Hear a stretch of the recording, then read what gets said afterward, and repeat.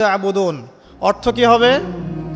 বলুন হে কাফেররা, বলুন হে নবী, হে কাফেররা, আমি অবশ্যই তার ইবাদত করি যার ইবাদত তোমরা করো। নাউযুবিল্লাহ।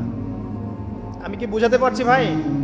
অক্ষরের পরিবর্তনের কারণে, উচ্চারণের পার্থক্যের কারণে, টান কম বেশি হওয়ার কারণে কোরআনের অর্থ ঈমান থেকে কুফরির দিকে যেতে পারে।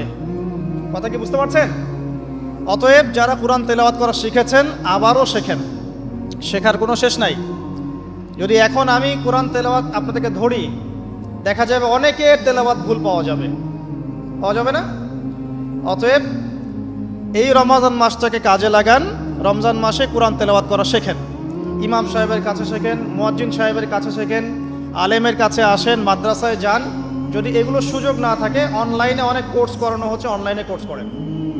সবচেয়ে ভালো হয় মাদ্রাসায় গিয়ে পড়লে